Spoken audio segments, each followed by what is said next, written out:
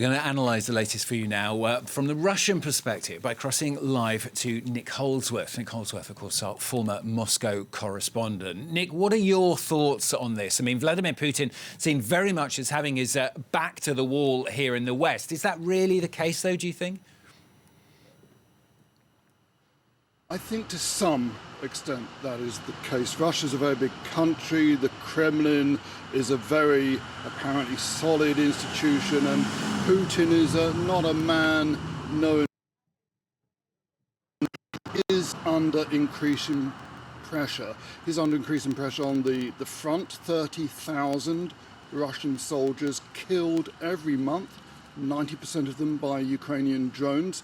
That's the replacement rate, 30,000 of the numbers that they're able to recruit each month. And there are estimates that some Russian soldiers, after a few weeks of training, they have a survival rate of around 30 minutes, between 10 and 30 minutes on the battlefield. And then, of course, there are these increasingly successful long-range Ukrainian drone attacks on Russian infrastructure, on oil terminals, on electricity stations, on any military object. We saw just recently at the St. Petersburg Economic Summit on the opening day, massive explosions in an oil refinery not far from that meeting of Putin and various incoming foreign dignitaries. And we also saw just last week in Moscow a massive explosion at another oil refinery with that famous photo or video footage of the roof of a vast tank, oil tank, being blown into the air.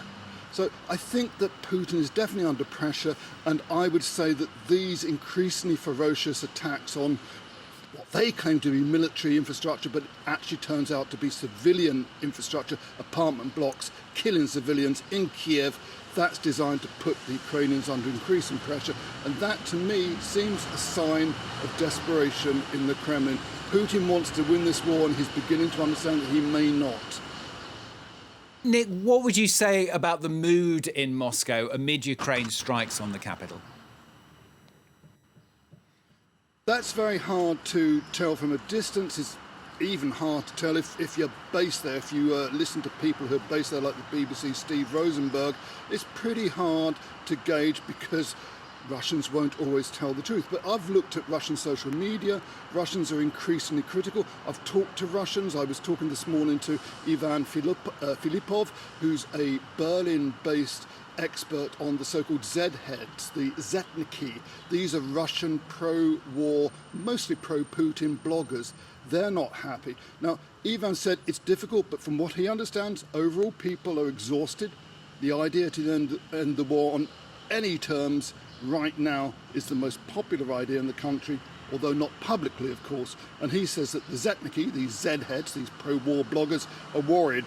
The war is not going as well as they wanted to, and they feel things will only get worse. I was also talking just yesterday here in Berlin to a young Russian man who got out 5 days before his 18th birthday last summer. His call-up papers, or rather his military registration papers, turned up a few days after he left to study in Berlin.